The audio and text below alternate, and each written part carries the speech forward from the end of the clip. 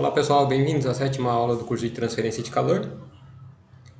Só fazendo uma revisão rápida do que a gente viu na aula passada, né? Então a gente fez a definição do conceito de resistência térmica, então está até representado aqui na expressão, né? De tal forma que a taxa de transferência de calor é igual a ΔT dividido pela resistência térmica, né? Contanto que obedeça essas hipóteses aqui, né? Aí para o caso de placa plana, a gente chegou nessa expressão. Para o caso de cilindros, a gente chegou nessa expressão.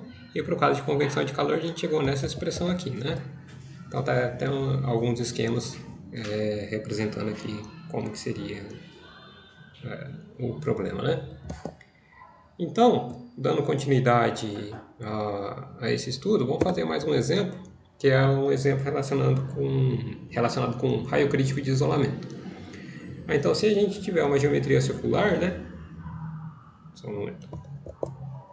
Então, se a gente tiver uma geometria circular, por exemplo, um condutor elétrico, colocando o material sobre ele sempre reduz a transferência de calor, né? É a pergunta aqui. Então, colocando isolamento sempre reduz a transmissão de calor para condução e convecção para a geometria circular.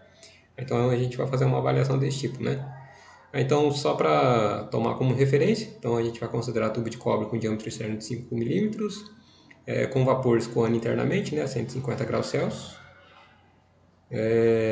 Isolante de 85% de magnésia, exposto a ar ambiente com 20 graus Celsius e H de 20 watts por metro quadrado Kelvin.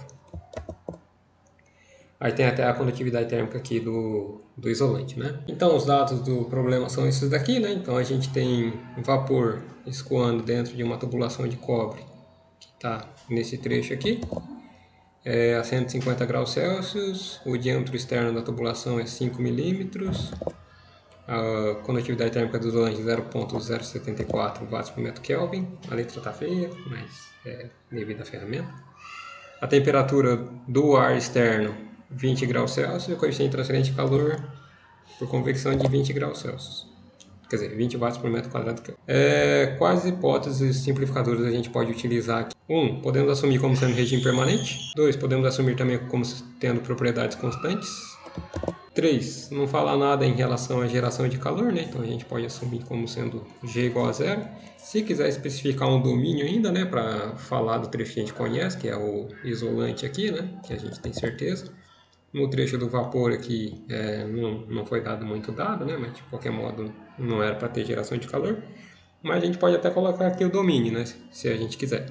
A gente pode colocar como D por 2 menor ou igual a R menor ou igual a D iso por 2. 4. Unidimensional em R. A gente pode utilizar uma quinta hipótese aqui também. Como não fala nada sobre espessura do tubo de cobre, só fala o diâmetro externo. E não fala também o coeficiente de transferência de calor por convecção do lado do vapor. A gente pode voltar lá na definição de resistência térmica e avaliar aqui, né? Então, se a gente considerar que o vapor está em condição saturada, então qualquer transferência de calor dele para o ambiente vai resultar em condensação, né? A condensação, que seria esse trecho aqui, né? A gente vê que tem um H muito elevado. Então, H muito elevado no denominador, a resistência térmica fica muito pequena, né? Então a gente pode ir lá no nosso exemplo e assumir como sendo H interno elevado. Aí daqui a gente tira que a temperatura aqui na interface é igual a TI. Então temperatura, vou chamar aqui de T1. T1 é igual a temperatura interna, né? Temperatura do vapor. Então a partir dessas hipóteses aqui a gente consegue fazer a modelagem, né? Como a gente pode modelar? A gente pode modelar fazendo a solução da equação da difusão de calor para o isolante, porque a gente já tem a temperatura da superfície interna aqui, né? Aí a gente está querendo saber o resto do problema, né? A temperatura da superfície externa a gente não tem, mas a gente sabe que ele está exposto a um fluido aqui, né? Que é o ar ambiente com temperatura dada. Então a gente pode utilizar o conceito de resistência térmica, né? Que fica um pouco mais fácil. Então a gente vai ter, partindo da temperatura do vapor, uma resistência térmica de condução, então RT conv, e uma resistência térmica de convecção, RT conv. até t infinito. Aí esse daqui é só pegar lá do que a gente já resolveu, né? Então a resistência térmica de condução seria Ln d iso por d, 2π K iso comprimento, e a resistência térmica de convecção 1 por HA. Que área que é, né? É a área externa do isolante, né? Então vai ser essa área da casca aqui. Então isso daqui fica como sendo 1 por H π d iso até t infinito. E a resistência térmica equivalente fica como sendo isso daqui. Aí a nossa ideia daqui, né, o nosso objetivo é avaliar se a utilização de isolante sempre reduz a taxa de transferência de calor, né? Então, supondo que aqui é vapor industrial, escoando aqui dentro da tubulação, e a gente está querendo fazer uma avaliação se colocar o isolante de fato reduz a condensação, né? Então você reduz o consumo de energia e aí melhora a parte econômica, né? Então a gente pode fazer de várias abordagens, né? Então a gente tem aqui já os valores os valores numéricos, né? Então a gente pode até substituir o que a gente conhece aqui e variar o d iso, por exemplo, né? Então ele aparece aqui e aparece aqui. Aí reparem aqui que conforme aumenta a espessura de isolante, a resistência térmica de condução de fato aumenta, né? Por quê? Porque o d iso aparece aqui, então aumentando esse cara aumenta isso daqui, aumentando isso daqui aumenta tudo isso daqui, né? Só que ele aparece no denominador desse termo, né? Então conforme aumenta o d iso, isso aqui diminui. Então, a pergunta é se tem algum mínimo local aqui da resistência térmica, né? Aí vamos fazer esse tipo de avaliação. Como que a gente pode avaliar? A partir da derivação dela, né? Então, vamos derivar a resistência térmica em função do d iso. Então, fazendo essa derivação, então a gente chega nessa expressão. Aí só pelo formato dela aqui, a gente vê que pode existir valor no qual ele fica nulo, né? Aí se a gente quiser até derivar de novo para ver qual a concavidade, mas vamos avaliar se ele tem um ponto de máximo ou de mínimo, né? Fazendo a derivada igual a zero, a gente chega nessa expressão, aí resolvendo para d iso. Resolvendo para d iso, a gente chega nessa expressão aqui, que é o máximo ou mínimo, né? Aí para saber se é máximo ou mínimo, a gente substitui esse valor aqui nessa expressão para avaliar se é positivo ou negativo, né? Então, substituindo o valor do diâmetro que a gente obteve na expressão da derivada segunda, a gente chega nesse valor aqui. Aí só simplificando a gente chega nisso daqui que é maior que zero, né? Então quer dizer que concavidade para cima. Tem um valor de espessura que minimiza a resistência térmica, né? Aí só precisaria, dependendo do tipo de sistema que vocês estão avaliando, de verificar se de fato o d iso é maior que d, para ver se isso faz sentido, né? Então pode ser o fato que você obtém uma resistência térmica que seja algo assim, só que o diâmetro da tubulação é aqui, né? Então no final das contas não faz sentido, né? Agora, se o diâmetro da tubulação for mais ou menos nesse valor da tubulação interna, eu digo, né? Então faz sentido, porque aqui tem um ponto de mínimo, né? Então, sem o isolamento, ele chega a ter menor transferência de calor, né? Aí, para ficar melhor a representação, isso daqui foi feito até no aplicativo, né? Então, pode ser Excel, qualquer um. Então, se a gente avaliar em termos de resistência térmica tem esse formato aqui, né? Resistência térmica total, que está dado pela linha vermelha. Então, ele começa em um determinado valor aqui, aí tem uma redução, um mínimo local, e depois ele aumenta com o aumento da espessura do isolamento, né? Por que que ocorre isso, né? Porque quando a espessura é nula, a resistência térmica de condução através do isolamento é nula também, né? E a resistência térmica de convecção está dada aqui, né? Então ela coincide com a resistência térmica total. Aí, conforme aumenta a espessura, a resistência térmica de convecção reduz e a resistência térmica de condução aumenta, né? Então, esse mínimo aqui ocorre devido ao fato de que a redução da resistência, quer dizer, o incremento da resistência térmica de condução não é suficiente para ser superior à redução da resistência térmica de convecção. Aí a taxa de transferência de calor fica nesse formato aqui, né? Então, para o tubo sem cobertura é isso aqui. Aí ele tem um máximo de transferência de calor para uma dada resistência térmica, dada espessura de isolamento, e depois de um determinado ponto, mais ou menos aqui, que de fato ele começa a atuar como isolante térmico, né? Aí esse ponto aqui é definido na literatura como sendo a condição de raio crítico de isolamento, né? A gente aqui obteve o diâmetro crítico, né? Aí o raio crítico é metade disso, então vai ser K por H.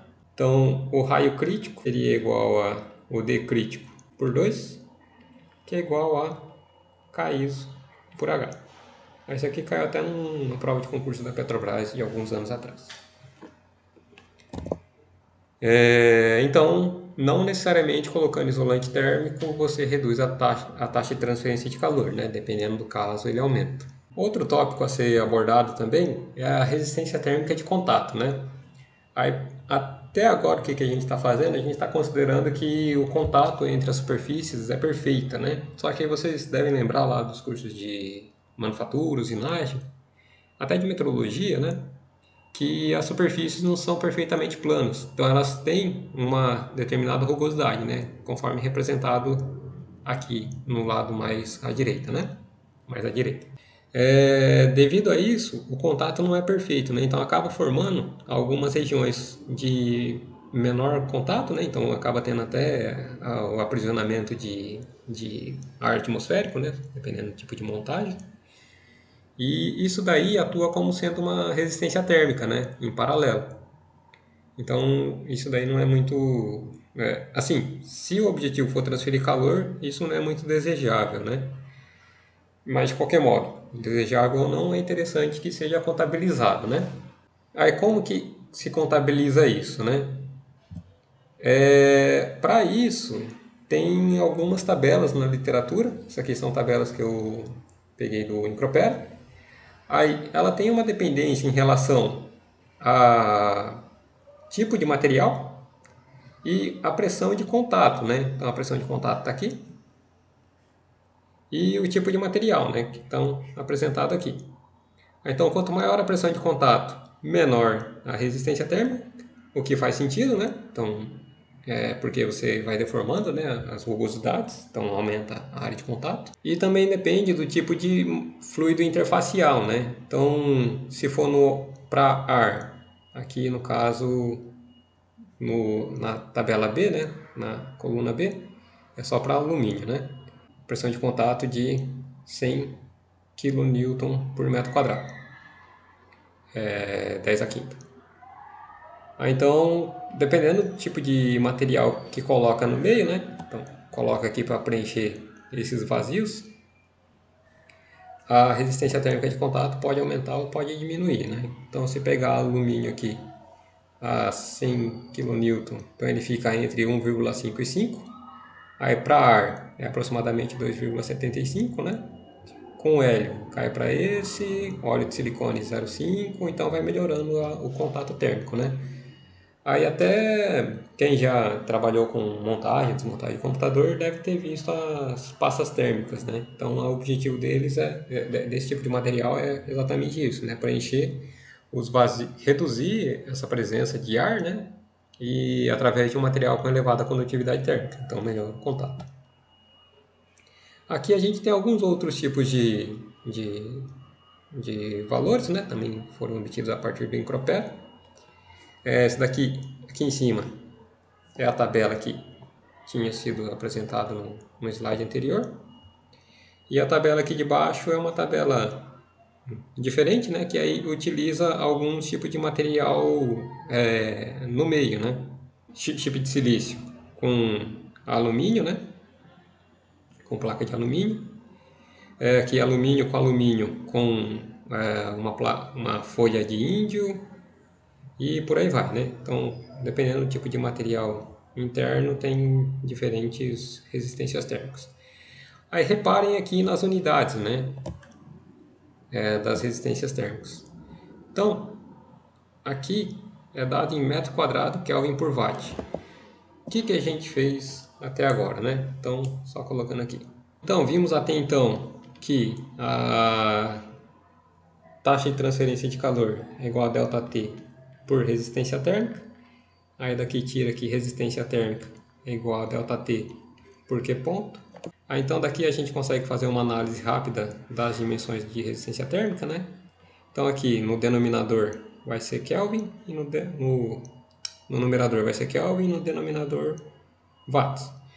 Então essa é a unidade da resistência térmica para obter o Q ponto em watts, né? Então a gente chegou aqui na nossa unidade, né? Aí voltando aqui para a tabela, a gente vê que a unidade é dada em metro quadrado Kelvin por watt.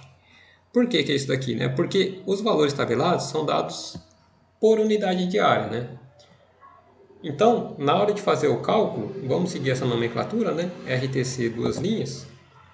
Então, a resistência térmica de contato, chamar de RTC, então vai ser dado como RTC duas linhas dividido pela área de contato.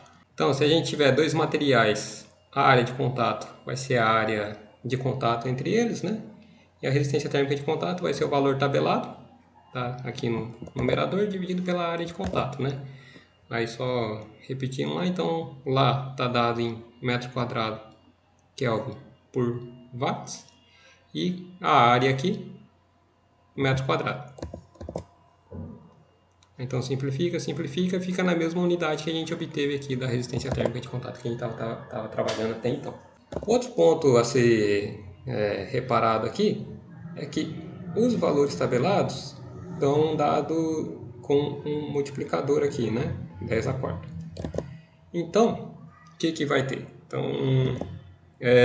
RTC 10 a quarta é igual a 0,7. Então, por exemplo, né, vamos tomar aqui 0,7. Então, RTC, duas linhas, 10 a quarta, é igual a 0,7 metro quadrado Kelvin por watts. Então, RTC, duas linhas, é igual a 7, 10 a menos 5 metro quadrado Kelvin por watts. Igual vocês viram lá nos cursos de termodinâmica, né? Tem tabela que coloca o 10 ao cubo, porque senão o número de dígitos fica muito grande, né? Então seria 0,00007. Aí para simplificar a anotação coloca desse formato, né? Então só toma cuidado em relação a isso. Aí dependendo do livro que vocês tomarem, vai ter mais ou menos valores, né? Aí dependendo do tipo de aplicação, pode ser que você não encontre exatamente o que vocês estão procurando, né? Mas aí pode se tomar um valor aproximado. Aí a gente pode também fazer uma outra definição, que é o coeficiente global de transferência de calor. Bom, passando aqui para nota de aula.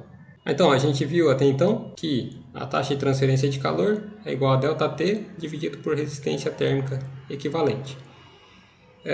Legal, né? Aí isso daqui leva em conta característica do material, geometria e outros aspectos, né? Por exemplo, o coeficiente de transferência de calor. Só que quando a gente está fazendo dimensionamento, é interessante que a gente conseguisse tirar a geometria direta aqui da expressão, né? Então, é definido o coeficiente global, de modo que a taxa de transferência de calor é dado como UA ΔT, onde, quando a gente está fazendo dimensionamento, a gente está interessado na área de transferência de calor, né? Por exemplo, se for uma tubulação exposta com uma série de camadas, etc., né? A gente está querendo saber, por exemplo, o comprimento da tubulação aqui, porque o diâmetro às vezes é restrito para o tipo de aplicação. Então a gente está interessado aqui no comprimento. Aí a gente consegue tirar direto da área, né? Então fica um pouco mais interessante nesse modo aqui.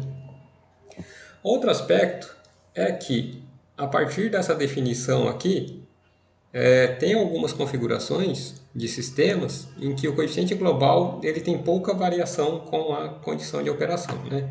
Por exemplo, se a gente pegar uma parede de construção, então aqui a gente vai ter a parte externa e aqui a parte interna, né? A parte interna vai ter ar, com vento, velocidade não muito elevada, e aqui vai ter uma espessura que não tem grande variação, né? Então, dependendo do país, tipo de material de construção. E externo aqui vai ter convecção com escoamento forçado, né? E tudo bem. Aí supondo que um dia a velocidade de escoamento aqui fora está a 1 metro por segundo. Aí no outro dia está 1,2 metros por segundo. A partir da consideração de coeficiente global de transferência de calor, esse valor aqui não tem muita variação ao longo, com pequenas variações das condições operacionais, né? Então é bem interessante, porque a gente consegue valores tabelados, que nem está até apresentado aqui nessa tabela, né? Então nesse caso aqui, de parede telhado com vento a 24 km por hora, aqui já tem uma série de valores, né? Então, se estiver fazendo cálculo de carga térmica para ar-condicionado, por exemplo, você já tem valores meio que prontos. Aí reparem que tem uma faixa de valores, né? Então, se quiser ser conservador no cálculo da carga térmica, você pega valores mais elevados, se não, pega valor intermediário e por aí vai, né?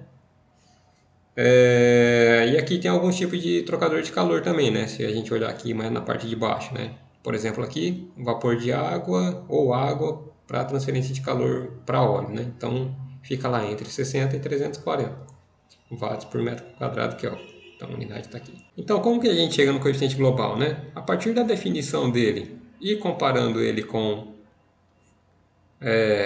a definição de resistência térmica, a gente consegue chegar numa expressão mais razoável, né?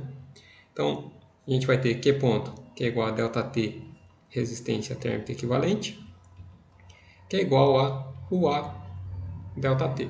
Aí só fazendo a simplificação aí, a gente chega aqui U, que é igual a 1 sobre a resistência térmica equivalente. Então, basicamente essa expressão aqui, né?